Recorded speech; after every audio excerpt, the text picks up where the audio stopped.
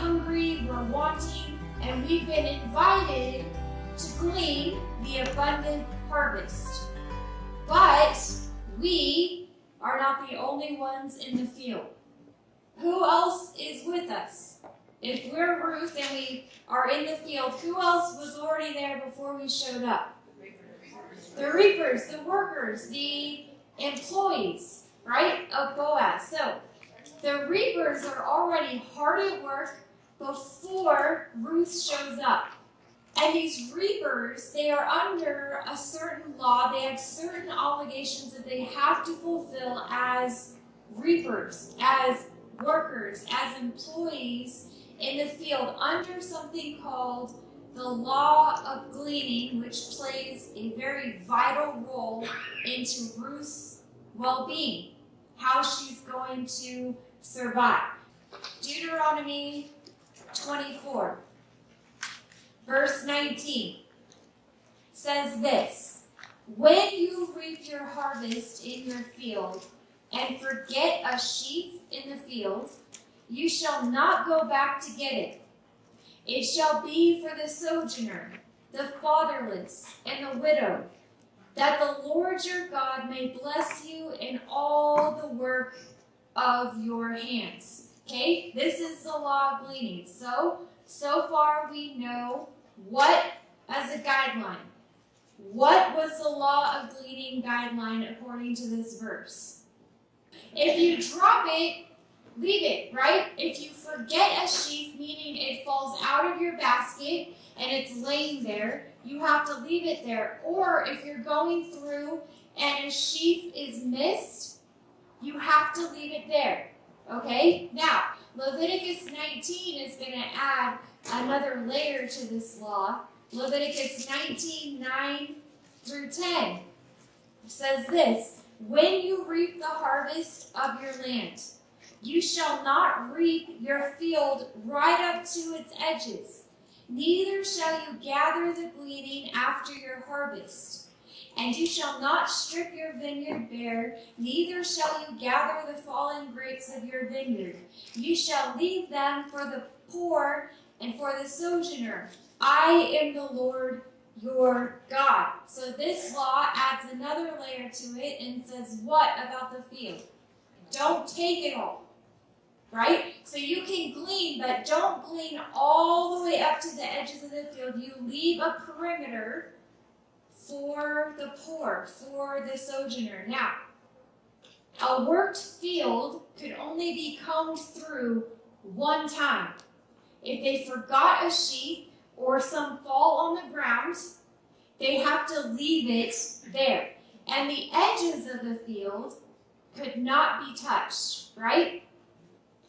And whatever stalks were left unharvested and any grain that had dropped on the ground were to remain for the poor to take up. Okay, this is what Ruth walked into. This is the Jewish law of gleaning. Now, our job was to leave Ruth for half of our study, as hard as that is, switch sandals, switch boots into the perspective of the workers, the reapers. Okay, if you are working the field as an employee of Boaz and you see Ruth coming, what are we supposed to do with her? What is our obligation? Imagine it's early morning in Bethlehem. Okay, you eat your Wheaties, you put on your tunic, you grab your bucket, and you head out to work. Working for who? In this case, Boaz, right? Okay, so you see his field for another day, working for your kind master. Okay, so as a reaper in his field, there are two specific instructions required for us as workers to follow. That's in Deuteronomy chapter 24. The workers were to what? What are your blanks? When you in your field, right? When you reap your harvest in your field. So the first instruction given to the workers, to the reapers, was to reap. Okay, so as a reaper, they were to reap. So let's expand on this idea. What's the first word in your blank? When. And that suggests what? Right. So this when implies that it will happen, right? It's not an option. If you're a reaper, you reap. That's what you do. So it's not an if, it's a when. Ruth chapter 2, verse 3 and verse 7. So she, Ruth, set out and went and gleaned in the field after the reapers, right? And she happened to come to the part of the field belonging to Boaz. In verse 7, she said, "Please let me glean and gather among the sheaves after the reapers." So she came, and she has continued from early morning until now, except for a short rest. So this verse says that the workers are doing what in the field? Working. They're toiling, they're sweating, they're reaping. Abiding in the field is an amazing grace. We like abiding in the field. We should abide in the field. It's our command to abide in the field, but we as workers are called to participate in the work while we are abiding in the field, right? So as workmen of Jesus, our kinsman redeemer, our Goel, we have been called to the harvest as workers. This urges not only our attendance in the field, right? You have to be there, you have to abide, but also our labor in the field. No, we don't have to work. Yes, you do. And it's great. So what do the scriptures say concerning the work of our hands? 1 Corinthians 15:58. He says this, "Therefore, my beloved brothers, be what? Steadfast and in the work of the Lord." Pause. Therefore, brothers, be steadfast, immovable, always abounding in the work of the Lord, knowing that in the Lord your labor is not in vain, right? Therefore, brothers, work hard. Be steadfast, immovable, always abounding in the work. Now, this word abounding means to exceed a fixed number of measure. To exceed a fixed number of measure. How often are we supposed to be abounding according to this verse? What's the word?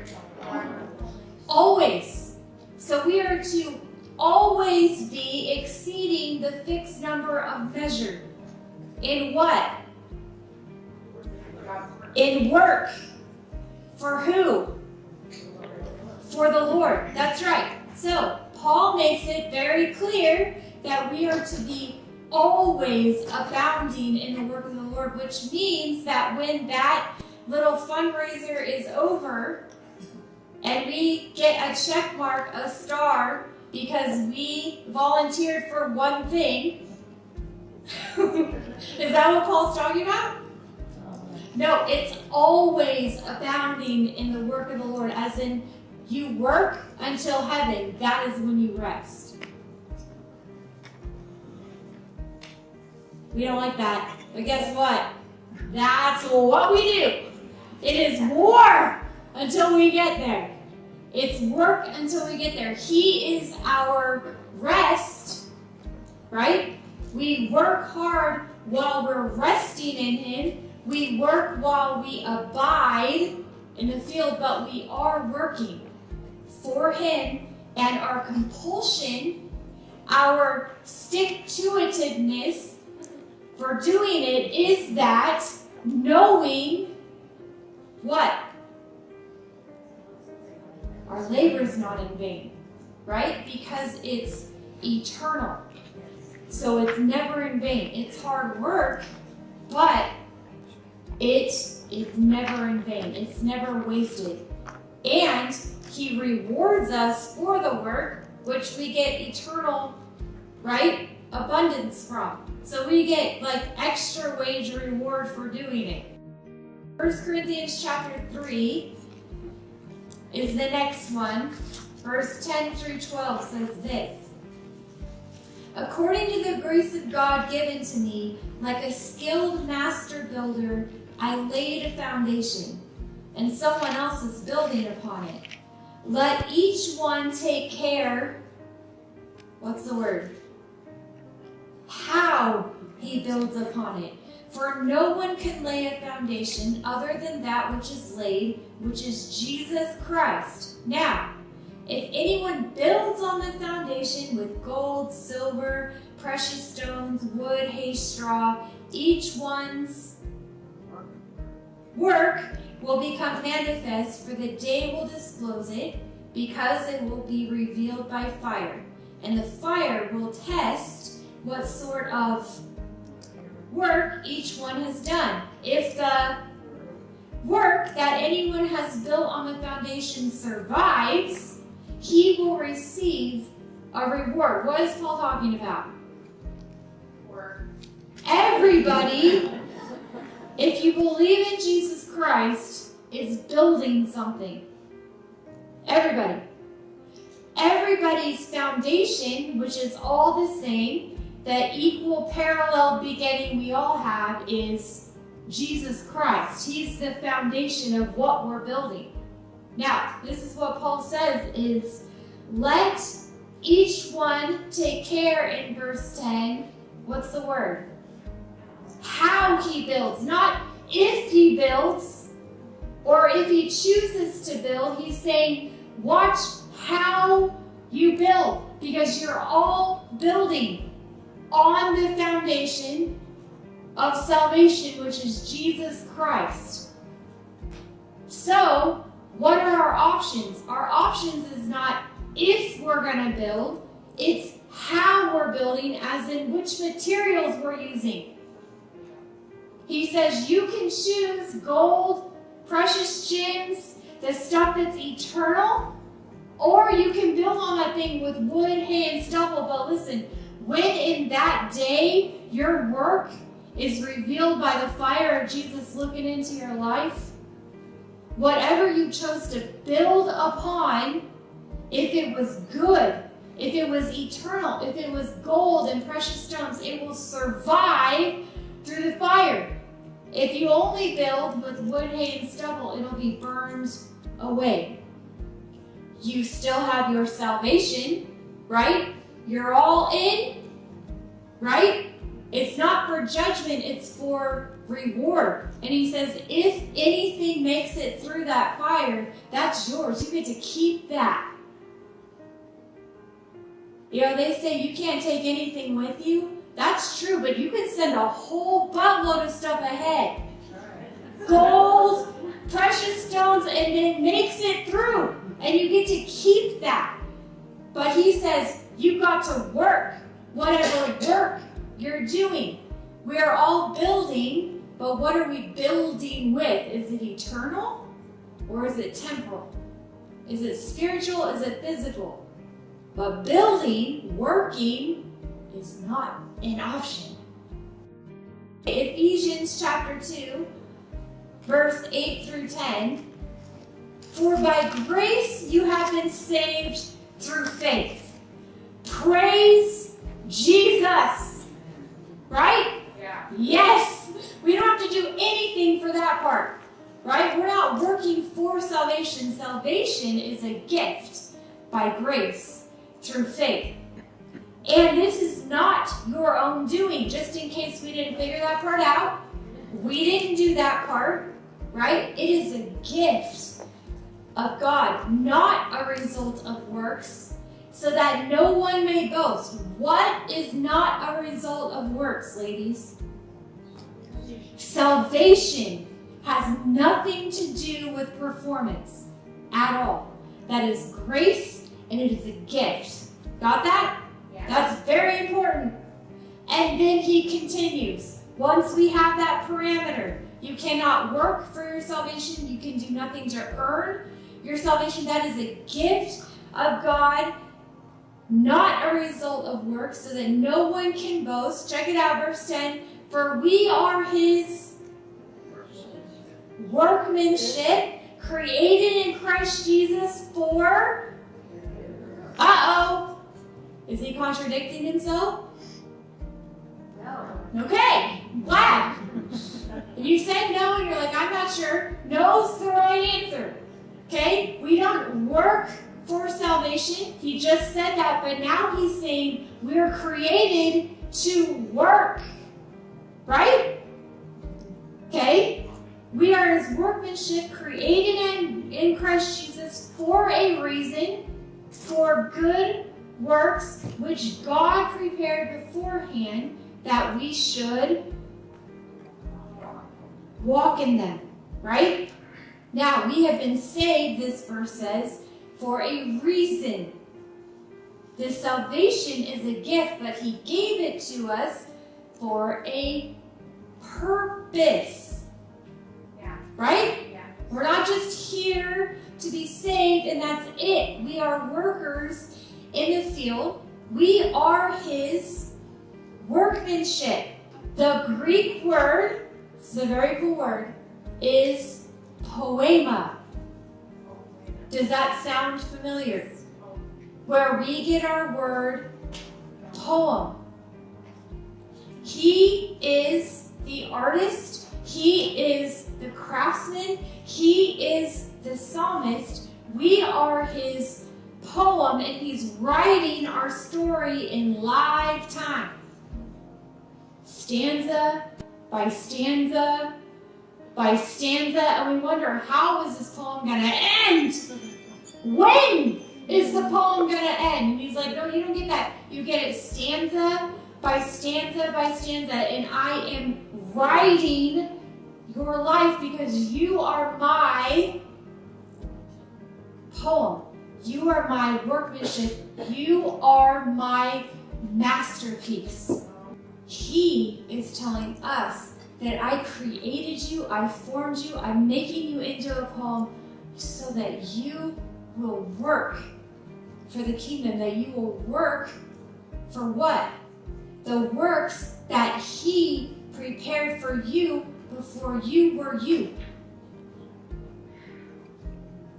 He had you in mind, stuck you on this planet in this time.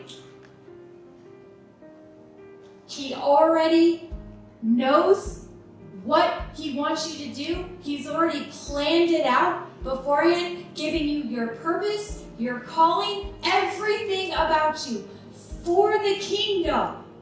God has prepared your poem beforehand, and he would really like it if we would walk in it. So all of a sudden, it's not, I have to work. It is, let's do it! I want to fulfill the poem that you have written for me, and everybody's poem is unique, and it's beautiful, and your poem does not look like her poem, and that is okay. It is unique to you, because your bridegroom, your Savior, knows you intimately. And he has written your poem. We, as free will little gremlin humans, can decide if we're going to walk in the purpose or not. And it is our loss if we don't. Right? We can every day wake up and say, I would like to fulfill my poem today. I want to work for your purpose. If I'm here and breathing, if your heart is beating, then your poem is not completed. You have a stanza today. Now we can choose to walk in that or not. But this verse says they are prepared for you for the purpose of you walking in it. Work the field. Just do it. It's awesome. Philippians chapter 2, verse 12 and 13. Therefore, my beloved, as you have always obeyed, so now, not only as in my presence, but much more in my absence. Give it to me. Work out your own salvation with fear and trembling, for it is God who works in you, both to will and to work for his good pleasure. Work out, work in, and work for. You see it? Work out your own salvation with fear and trembling. Work it out. Be a participant. Walk in the poem. Do the purpose. For it is God who works in you, inside, with the Spirit, sanctification, direction, all that we love. He works in you both to, not just for fun, it's for a purpose, for his will, and to work for his good pleasure. We work out our salvation while he works in us so that we work for his good pleasure. We can only work for his good pleasure if he's working in us while we're working out our salvation. We are to participate. But man, he's just like, you want to. Like you do. You want to. Don't you want to? Yeah, this is good. We have a good employer, right? Okay, so while we are here in the field of earth, there's much to do for the kingdom, much. So while we wait for our master to return, we are called to participate. Check out this last verse. It says, for we are God's fellow, what? Workers. That's pretty clear.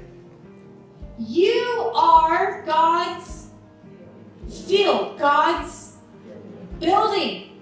He says, I am working something in you. I'm reaping something in you. I'm building something up in you. You are God's field and God's building and God's workers participating in what he is doing. So, we have participated in the work, and now it's time for harvest. We have all this that we have gleaned. The first command was to reap the harvest, and the next one is this. Here's your blanks. When you reap,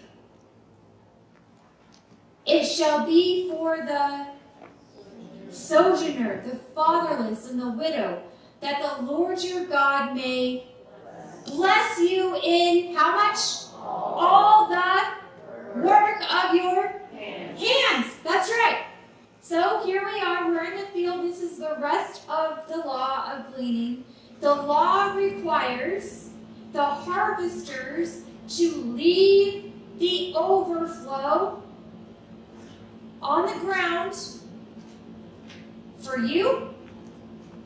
Is it for you? No. Who's it for? Anybody else, right? It's not for you. This is really important. We work, and we're little selfish humans, right? Well, I worked for that. I worked for that.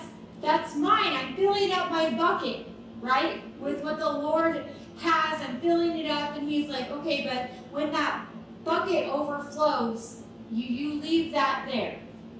Two women are benefiting from the overflow harvest of the reapers. They are obviously Ruth and Naomi. Now, how was it that Ruth and Naomi benefited from the abundant harvest? To have something dropped in the field implies that the workers are doing their job.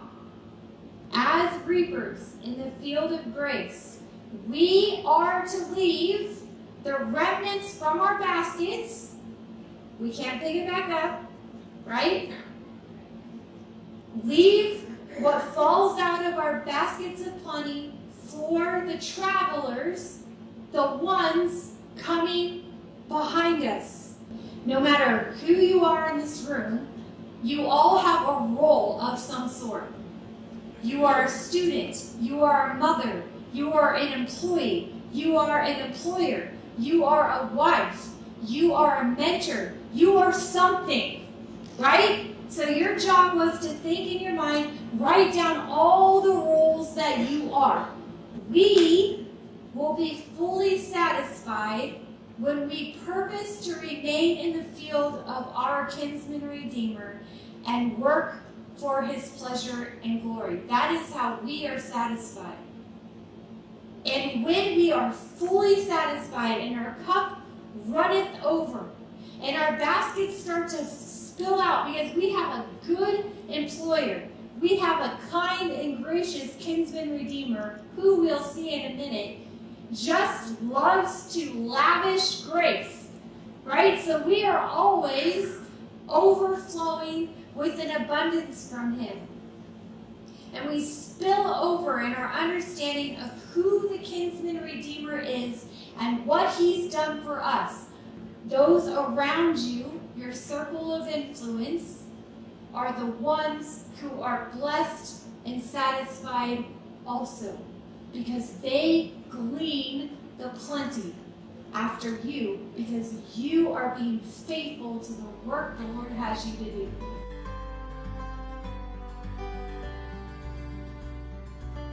Ruth had permission to glean in the field. We saw that last week, right?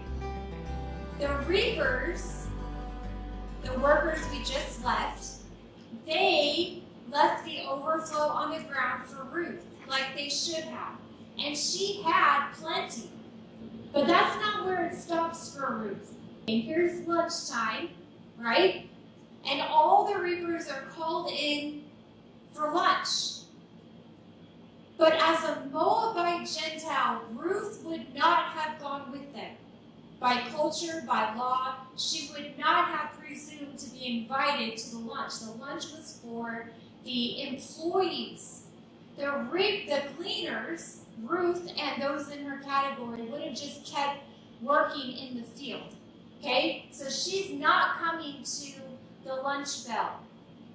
But what happens? At mealtime, Boaz says to her, what? Come here and eat some bread and dip your morsel in the wine. That's what he says. Now, Ruth is out in the field, and all of a sudden Boaz is talking to her, right? And he says, hey, lunchtime. And what invitation did he extend to her? To come and eat, and what's offered at the table? Bread and wine. And where did Ruth sit? Beside the reapers, and who served her? Boaz. This is so romantic.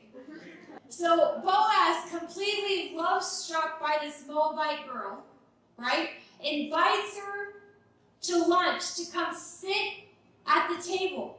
And they enjoy the intimacy of a meal, right? Here's the Jewish people at a table. That's a big deal in their culture, still is today. And here Ruth is invited to come sit at the table, and he served her himself. And she sat as equal among those who belonged to him. This is a big deal. Now, not only that, but she also, what? Ate until she was satisfied, and she had some. You guys see a theme here? It's abundance, abundance, abundance for her, isn't it? She just cannot handle what he does for her. So she is eaten and she's stuffed full and she's got more food at the table. But she's a starving Moabite girl. Never lose that. And now she's allowed to glean in the field. Now she's eating at the table, and he serves her so much that she can't stuff it in. She rose to glean. So she stands up from the table. She wants to go back to work. Okay, so she leaves. And Boaz says to his young men who are still eating at the table, right? She's like, okay, probably felt awkward sticking around at the table. She's up and she's back to work. The young men are behind, and Boaz says to them, what? Let her glean among the sheaves and do not reproach her. Okay? So she is allowed to glean among the sheaves, as in the middle of the field. Right? Because the law of gleaning is that she would mostly hang out where? On the edges, and he's like, no, let her in where the sheaves are. And then he keeps going. And also, I love this part, pull out some of the bundles for her and leave it for her to glean, and do not rebuke her. From your harvest, from your basket, right, bundled up, which means these sheaves have already been counted and bundled, and they're in the basket. He's like, just drop the whole bundle on the ground. The requirement for the outsider, according to the law of gleaning, is what? Two things. From the edges and... Right, so she was allowed to stick to the edges and pick up the scraps. Right? Essentially, that's what the law of gleaning is. Now that would be, in a full day's work, she'll get food. She'll have enough. But that's what the law requires. Boaz did not treat Ruth according to the law, did he? He met the requirements of the law. He met those, but he just catapulted over the whole thing, right? He did not treat her according to the law. Now remember this, because next week this is going to come back into play. Boaz had granted Ruth full access to the unharvested grain. Pretty much anything she wanted. She could ask for the moon at this point. Even the reapers were instructed to pull sheaves out of their baskets for her. We come to the field sometimes dry and thirsty, and we seek the living water so it can fill us up and meet our immediate difficulty. We come, we're thirsty, we have a need to the Lord, to the kinsman redeemer. But when we get there, Jesus shows us his immeasurable goodness every time. He meets our need and then exceeds our expectation. Doesn't he? He does that. It might not look like how we thought it would be the best for us, but we're idiots. He gives us what we need, and he exceeds the law. When we are fully satisfied, our baskets begin to overflow and our sheaves fall on the ground. They are always for somebody else. It is for another to glean from the abundance of our baskets and pick up what was left behind from us. We abide in the vine. We're working for the kingdom, and here's a beautiful tree that's planted by the waters, and it can weather any storm, and it's gorgeous, and it's flourishing, and it's got all this fruit. Does the tree need the fruit? Who's it for? I mean, an apple tree that's flourishing, it's not producing apples to consume. It's not for the tree. The tree doesn't need an apple. The fruit is for the ones passing by. The baskets of plenty, that's not for us. That's not for us to hoard and keep. It's for the ones coming behind us. The scriptures are filled with examples of those who held a remnant in their hand after the Lord showed himself mighty somehow in their life. So we're going to consider a few stories and see what remained in their hand after the Lord showed himself up.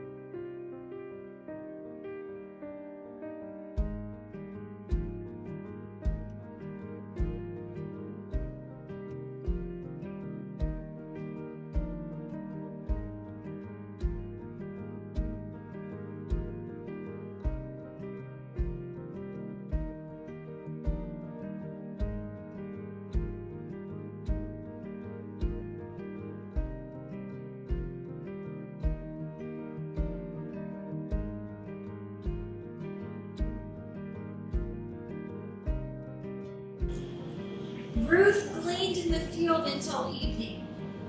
Then she beat out what she had gleaned, and it was about an ephah of barley.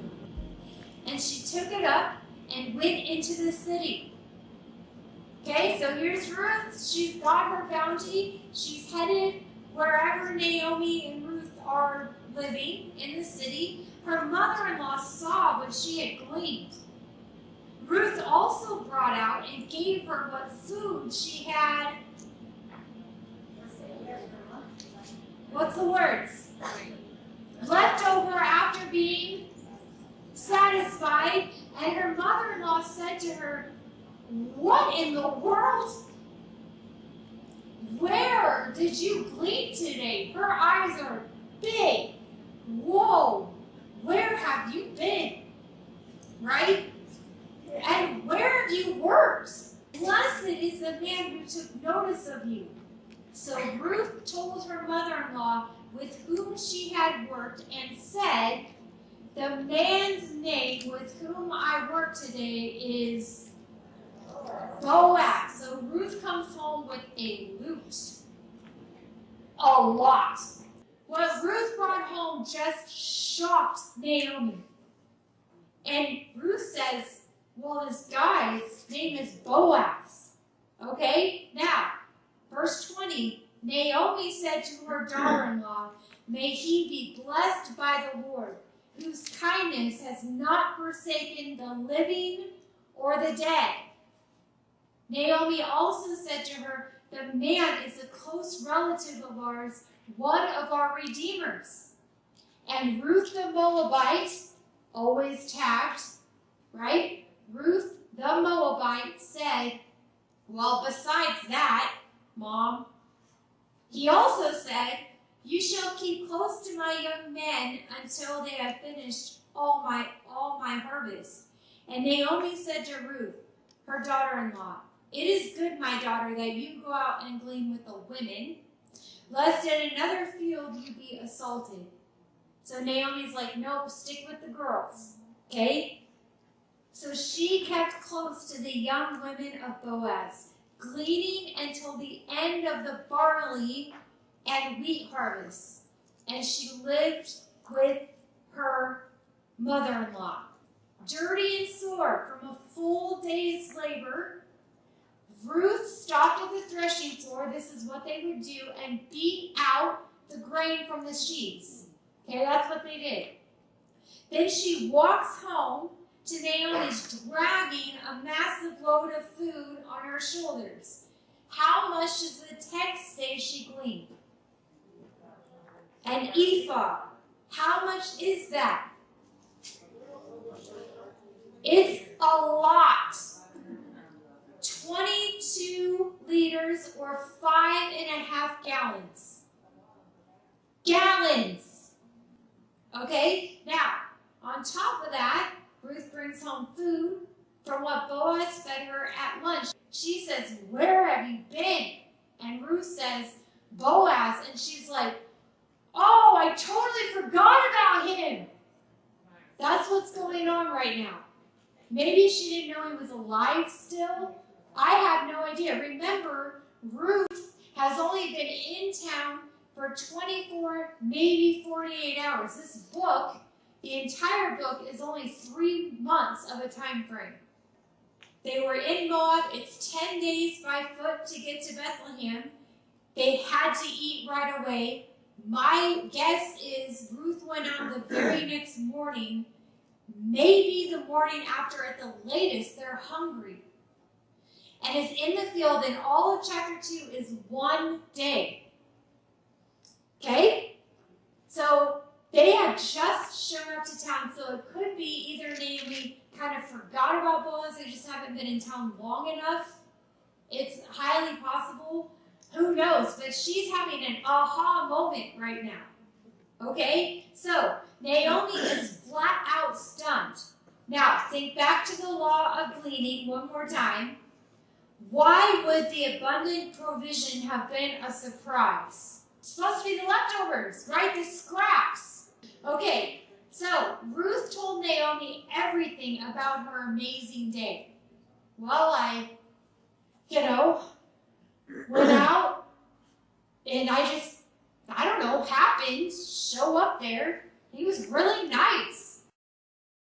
Her last phrase was, "The man's name with whom I work today is Boaz." Now, what does Naomi explain about Boaz that Ruth did not know?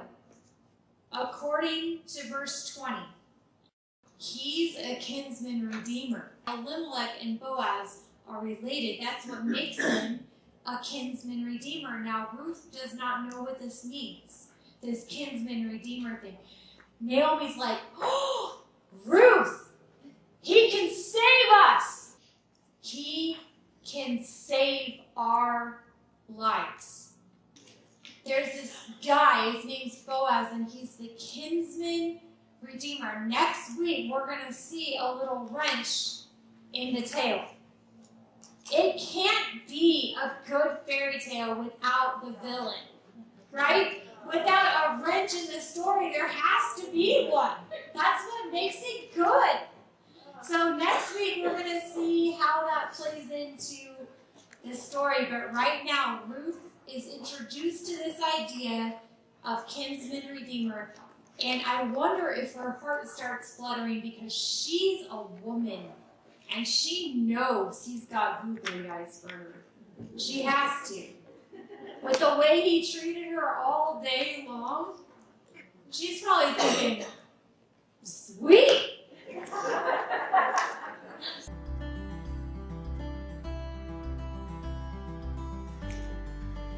Lord, you are glorious to watch on any page of the Word.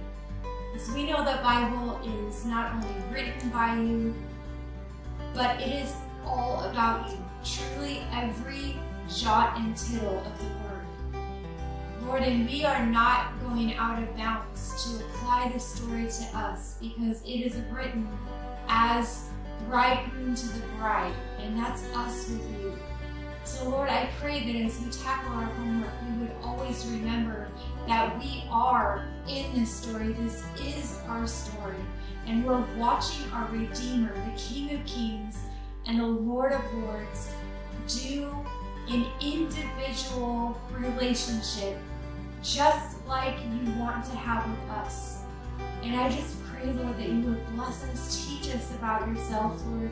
Give us lasting fruit that we would bless others, Lord, and just spill Jesus out wherever we go, whatever we're doing, Lord. And I pray that if any feels burdened about work or anything of that nature, Lord, I pray that you would relieve that we could cast our burdens upon you because your yoke is easy and it's light. Lord, and though it is work, it is joyous. And we want to walk in the poem that you have for us this week, Lord.